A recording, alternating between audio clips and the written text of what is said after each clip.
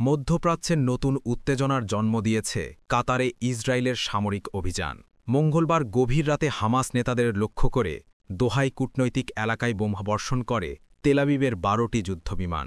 ফিলিস্তিনি সংগঠনটির শীর্ষ নেতৃত্বকে হত্যা করার এই প্রচেষ্টায় কাতারের আকাশ প্রতিরক্ষার কোনো কার্যকর প্রতিক্রিয়া দেখা যায়নি। ফলে তেল সমৃদ্ধ ধনী এই দেশে সামরিক সক্ষমতা নিয়ে শুরু হয়েছে ব্যাপক আলোচনা। ঘটনার পরপরই আঞ্চলিক সংবাদ মাধ্যমগুলো প্রশ্ন তুলেছে, তেল ও প্রাকৃতিক গ্যাসের সমৃদ্ধ আরব বিশ্বের অন্যতম শক্তিধর দেশ হয়েও কাতার কেন আকাশসীমা রক্ষা করতে ব্যর্থ হল।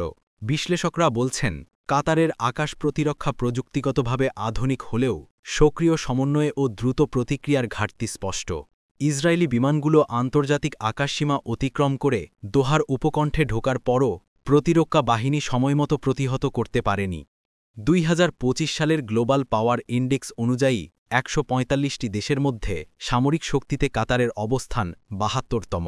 দেশটির সেনাবাহিনীতে ৮৭,০০০-এরও বেশি সদস্য রয়েছে, যার মধ্যে সক্রিয় সেনা প্রায় ৬৮,০০০। আকাশ প্রতিরক্ষায় রয়েছে ১২৫টি যুদ্ধবিমান, যার মধ্যে ফরাসি রাফাল ও জার্মান টাইফুন মিলিয়ে ৩১টি ফাইটার জেট, ৪৬টি সামরিক হেলিকপ্টার এবং ১২টি পরিবহন বিমান। প্রতিরক্ষা সক্ষমতা বাড়াতে যুক্তরাজ্য, ফ্রান্স ও জার্মানি থেকে নতুন যুদ্ধবিমান কেনার প্রক্রিয়াও চলছে। স্থলবাহিনীর হাতে রয়েছে প্রায় ১০০টি ট্যাঙ্ক, সাজোয়াযান ৫,০০০-এর বেশি, হেলফায়ার ক্ষেপণাস্ত্র, ড্রোন ও স্বল্পপাল্লার মিসাইল যুক্ত হলেও ব্যালিস্টিক মিসাইল বা পারমাণবিক অস্ত্র নেই। নৌবাহিনীতে রয়েছে প্রায় ১০৫টি নজরদারি জাহাজ ও ৪টি করভেট, যা আঞ্চলিক শক্তির তুলনায় খুবই সীমিত। সামরিক বাজেট বড় হলেও নৌশক্তির এই ঘাটতি বিশেষজ্ঞদের মতে দীর্ঘমেয়াদী ঝুঁকি তৈরি করছে। অন্যদিকে সামরিক সক্ষমতায় ইসরায়েল অনেক এগিয়ে।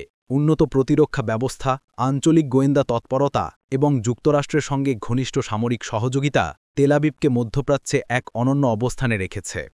তাই কাটারের আকাশসীমায় ১২টি যুদ্ধবিমানের অভিযান বিশেষজ্ঞদের মতে শুধু হামাসকে টার্গেট করার অভিযান নয়, বরং দোহাকে কূটনৈতিক বার্তাও। ইসরায়েলি হামলার পর এখন পর্যন্ত কাতার সরকার থেকে শক্ত কোনো পাল্টা প্রতিক্রিয়া আসেনি।